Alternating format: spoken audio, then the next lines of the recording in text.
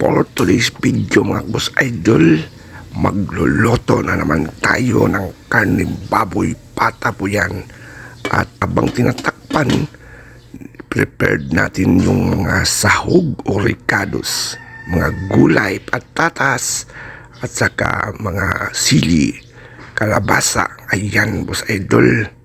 Yan guys, boss idol, habang nagpapakulo at nagpapalambot ng boss idol, ito boss idol, oh, malambot na boss idol.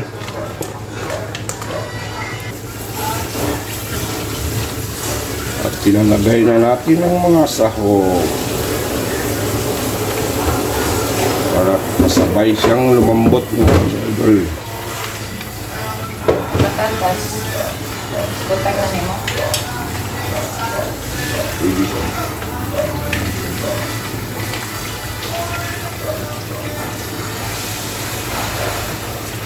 At ito naman ang patatas. Ano ba ito?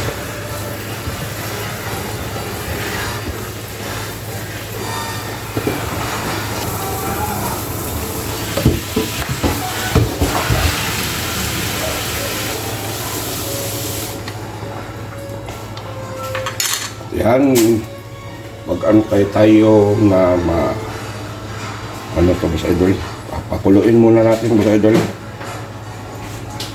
at papalambutin yung mga sahog. Ayan boss idol, titingnan natin boss idol yung malambot na ba ito yung mga gulay. Kulang na lang kunti boss idol para lumambot.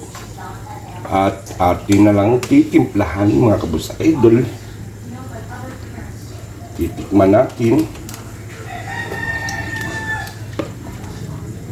At lalagyan natin ng magic sarap. Ayan kabus idol, itong magic sarap, mamagikin talaga para lalong sumasarap. Hindi na kailangan yung mga nor cube mga kabus idol.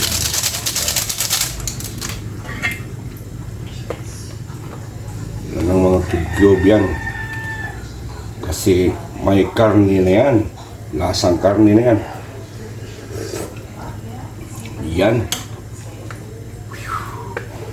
sarap mga boss idol. Antayin na lang natin lalambot to. Ito kulang na lang kunti.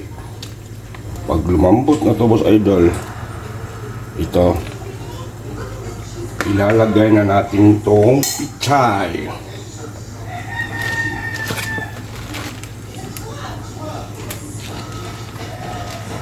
Yan.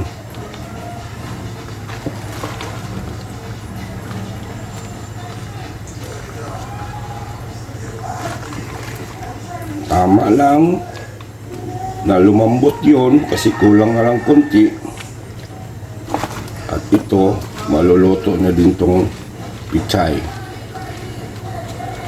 Hindi masyadong malambot, sobrang lambot tong pichay. Yung kalbasa at saka patatas. At ayan, tatakpan natin mga kabus idol. Ilang segundo lang. Tang-tang! Ayan, ready to eat na mga kabus idol. Sarap na to boss idol. Yan boss idol, oh. Wow. Wow.